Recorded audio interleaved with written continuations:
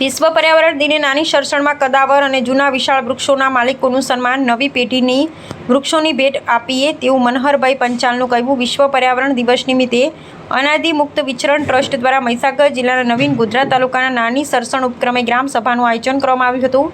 આ પ્રસંગે નાની સરસણ ગામમાં આવેલ કદાવર અને જૂના વિશાળ વૃક્ષોના માલિકોનું ગામના સરપંચના હસ્તે સન્માન કરવામાં આવ્યું હતું. કાર્યક્રમ દરમિયાન પર્યાવરણ સંરક્ષણ, વૃક્ષોના જતન અંગે જનજાગૃતિ ફેલાવવાનો મહત્વપૂર્ણ સંદેશ આપવામાં આવ્યો હતો. ટ્રસ્ટના પ્રમુખ મનહરભાઈ પંચાલે પોતાના પ્રાસંગિક પ્રવચનમાં જણાવ્યું હતું કે જેમ આપણા બાપદાદાઓએ આપણને વૃક્ષોની અમૂલ્ય ભેટ આપી છે, તેવી જ રીતે આપણે પણ નવી પેઢીને વૃક્ષો ઉછેરીને ભેટ આપવી જોઈએ. તેમણે વધુમાં જણાવ્યું કે આ ધરતી આપણા બાપની માલિકીની નથી, પરંતુ ભાવિ પેઢી એવા આપણા બાળકો પાસેથી ઉછેરી લીધેલી છે.